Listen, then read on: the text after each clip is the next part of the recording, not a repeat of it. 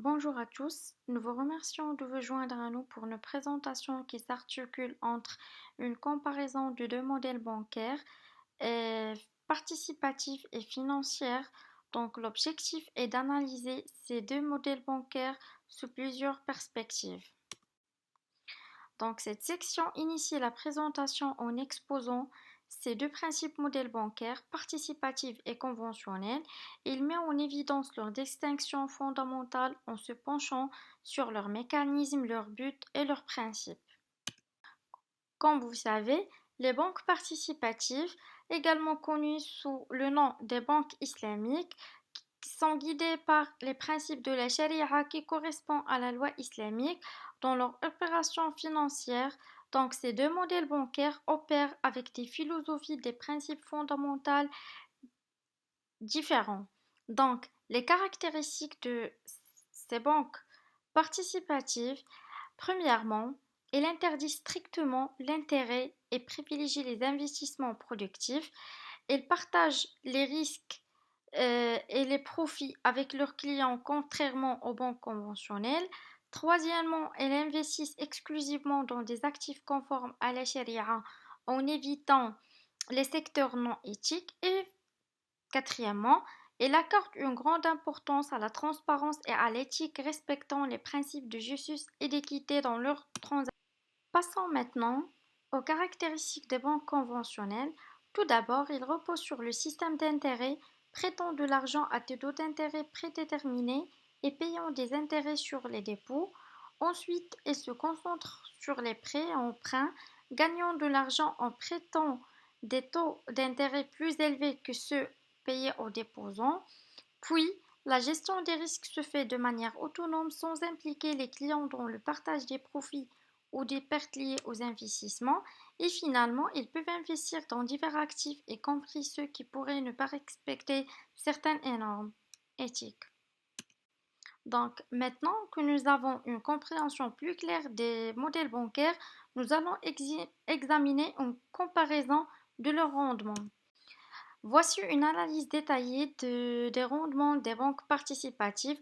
Le Return on Assets évalue l'efficacité de l'utilisation des actifs pour générer des bénéfices et peut être influencé par la qualité des investissements conformes à la charia et à la gestion des risques.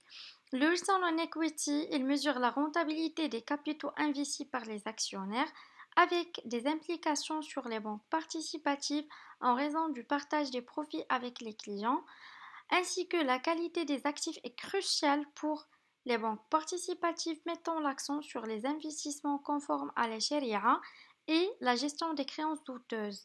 Par la suite, le taux de croissance des banques participatives reflète la demande pour des produits financiers conformes à la charia et leur pertinence sur le marché. Passons maintenant aux banques conventionnelles. Le Return on Assets, c'est une mesure clé de l'efficacité des banques conventionnelles influencées par les taux d'intérêt, la diversification des actifs et aussi la gestion des risques de prêt. Le Return on Equity, il évalue l'utilisation efficace des capitaux investis par les actionnaires. La gestion des risques de crédit est cruciale pour maintenir la qualité des actifs car les banques prêtent à des taux d'intérêt et aussi la diversification des investissements. Il influence le rendement et l'exposition au risque de marché des banques. Dans cette troisième partie de notre présentation, nous allons anticiper les tendances futures et examiner les perspectives financières des deux modèles bancaires. Donc, pour les banques participatives, tout d'abord, les réglementations influencent ces banques. Ensuite, la demande de produits éthiques soutient ces banques aussi. Puis, ces banques innovent pour un public plus diversifié. Et finalement, ils font face à des défis éthiques et de concurrence. Passons maintenant aux banques conventionnelles. Donc, ces banques doivent s'adapter aux technologies pour rester compétitives.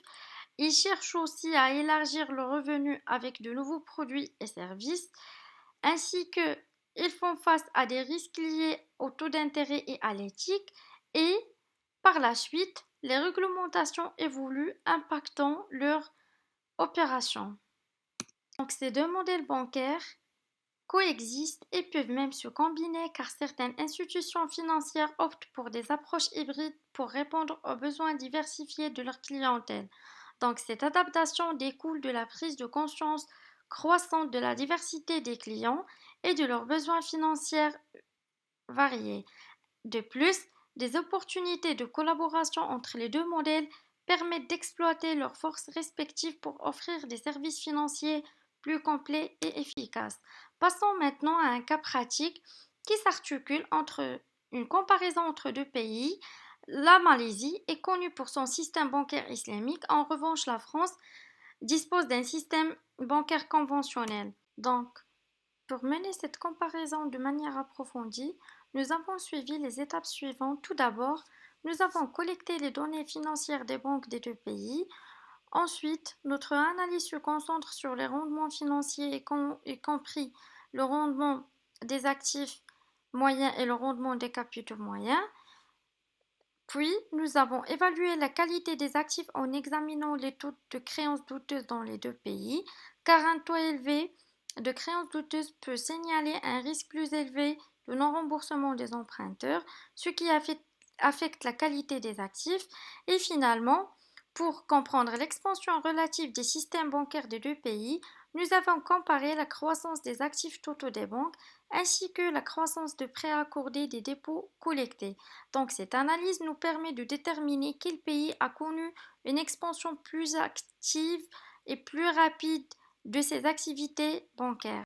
Après avoir suivi une méthodologie, nous sommes désormais prêts à partager nos résultats. Comme vous savez, en ce qui concerne le rendement financier, les banques participatives de Malaisie ont affiché des rendements financiers plus élevés que les banques conventionnelles en France, avec un ROA moyen de 1,9% par rapport à 1,2% et un ROE de 15,5% par rapport à 8,8%. Ainsi que les taux de créances douteuses sont restés bas dans les deux pays, reflétant une gestion prudente des risques et une stabilité des prêts. Et finalement, la Malaisie a affiché une croissance bancaire plus rapide que la France, en partie due à la demande de produits conformes à la charia. Donc, en résumé, notre analyse révèle que les banques participatives en Malaisie ont affiché des rendements financiers supérieurs à leurs homologues conventionnels en France, mettant en évidence l'efficacité du modèle participatif dans ce contexte.